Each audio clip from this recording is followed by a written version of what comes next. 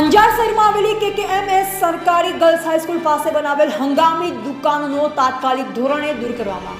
અંજાર મધ્ય આવેલી એકમાત્ર ગર્લ્સ હાઈસ્કૂલના દરવાજા પાસે બનાવવામાં આવેલી હંગામી દુકાનોના કારણે સ્કૂલના દરવાજા પણ જોઈ શકતું નથી અને આવ જાવમાં પણ અડચણ કરે છે. તેવી દુકાનોના કારણે મેઇન રોડ, સ્કૂલ અને આવતા જતા તમામને ટ્રાફિક અને બેન દીકરીઓની સુરક્ષાનો પ્રશ્ન ઊભો થાય છે. અગાઉ પણ સ્કૂલ બહાર વાહન પાર્કિંગ, ટ્રાફિક અને રોમિયોગીરી કરતા યુવાનો જોવા મળ્યા છે, જે માટે અનેકોવાર પોલીસ બંદોબસ્ત પણ રાખવામાં આવ્યો અને હાલમાં નગરપાલિકાની મીઠી નજર હેઠળ જે દુકાનો બનાવવામાં આવી છે, ત્યારે આ દુકાનોના કારણે ટ્રાફિક અને રોમિયોગીરીના પ્રશ્નો ઊભા થઈ રહ્યા છે. ત્યારે આવામાં જો કોઈ બનાવ બને તો તેના માટે તમામ વહીવટી તંત્રની જવાબદારી રહેશે અને તાત્કાલિક ધોરણે આ દુકાનો દૂર કરવામાં નહીં આવે અને દુકાનધારકો સામે કાયદાકીય કાર્યવાહી કરવામાં નહીં આવે તો 15 દિવસમાં રોશન અલી દ્વારા ફરજિયાત ગાંધી ચિંધ્યા માર્ગે જવાની ફરજ પડશે, જેની સંપૂર્ણ જવાબદારી તમામ તંત્રોની રહેશે.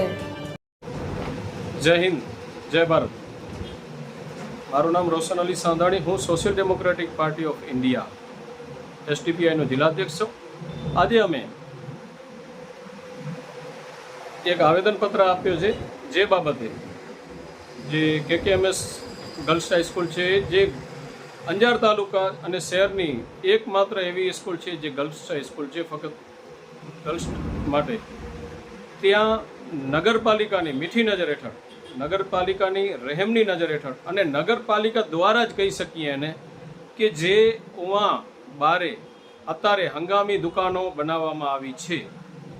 અમને જાણવા એ મળ્યું છે કે અહીંયા 30-30 હજાર રૂપિયા નગરપાલિકા લઈ અને એ સ્કૂલની બારે એ દુકાનો બનાવરાવી છે. તો હું એ પૂછવા માગું છું નગરપાલિકાને ના સત્તાધીશો અને અધિકારીઓને કે શું નગરપાલિકા કાને એટલી ભૂખ છે કે અહીંયા હવે આ લોકો નગરપાલિકા પોતે કે જે લોકો હું ગર્લ્સ હાઈસ્કૂલમાં અગાઉ પણ અનેક બનાવ એવા થયા છે કે જ્યાં રોમિયોગીરી થતી હોય છે અને સાથે ટ્રાફિકની પણ સમસ્યા હોય છે, ગર્લ્સને ઊભો રહેવું પણ મુશ્કેલ હોય છે. તેવામાં આ દુકાનો ઊભી કરી દેવામાં આવી છે. અગાઉ અમે વિરોધ દર્શાવ્યો તો ત્યારબાદ વાની જે સમસ્યાને નગરપાલિકા અને નાયબ કલેક્ટર દ્વારા જે ને મામલતદાર દ્વારા એમણે કહેવામાં આવ્યું હતું, ત્યારે નગરપાલિકાએ દુકાનોને દૂર કર્યું હતું. એક બાજુ નગરપાલિકા દબાણ દૂર કરવાનું નાટક કરી રહ્યો છે, બીજી બાજુ પોતે દબાણ કરાવી રહી છે. 30-30 હજાર રૂપિયા એ ગાલા જે દુકાનોનો છે એને પાવતી કાયદેસરની બનાવીને આપી છે એવા અમને સમાચાર જાણવા મળ્યા છે. હવે મારે એ કહેવું છે કે આજે અમે એ સ્કૂલના પ્રિન્સિપલ શ્રીને તેમજ મામલતદાર શ્રી અને ચીફ ઓફિસ શ્રી તેમજ નાયબ કલેક્ટર SDM સાહેબને અમે આવેદનપત્ર લેખિત રજૂઆત કરી છે.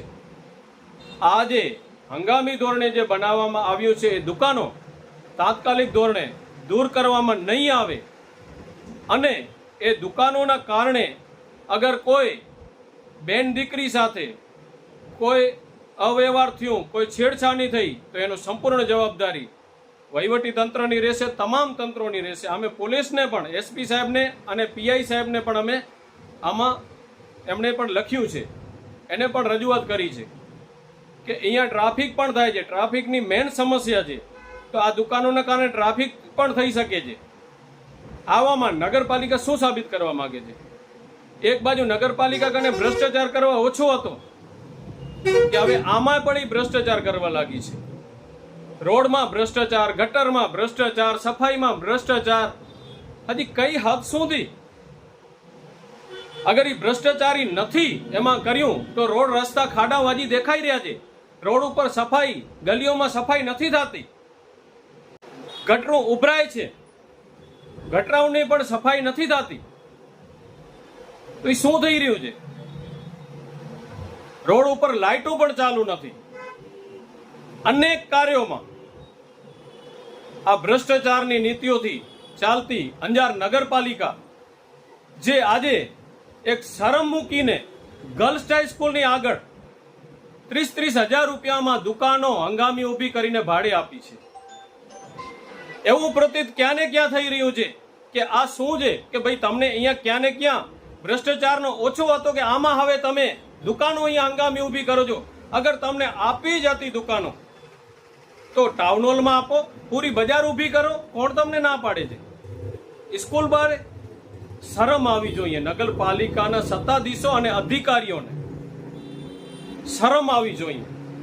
અહીંયા તમામ દીકરીઓ જાય છે અને ગામડાઓમાંથી દૂર દૂરથી આવે છે. અહીંયા છોકરીઓને લેવા માટે જે વાહનો આવે છે એ પાર્કિંગ કરવા જગ્યા નથી ને તમે અહીંયા દુકાનો ઊભી કરી છે. જેથી અમે ચીફ ઓફિસર સાહેબ તેમજ મામલતદાર સાહેબ અને પ્રિન્સિપલ સાહેબને અમે 15 દિવસનો અલ્ટિમેટ આપ્યો છે. 15 દિવસની અંદર આ દુકાન ખાલી નહીં થાય તો ગાંધી ચિંધ્યા માર્ગે જવાની ફરજ પડશે, જેની તમામ જવાબદારી વહીવટની તંત્ર તમામ તંત્રોની રહેશે. અને આમાં કોઈ પણ બેન દીકરી સાથે કોઈ પણ અવ્યવહાર કે કોઈ છેડછાણી થઈ એની પણ સંપૂર્ણ જવાબદારી વહીવટી તંત્રની રહેશે. જય હિન્દ, જય ભારત, જય સંવિધાન.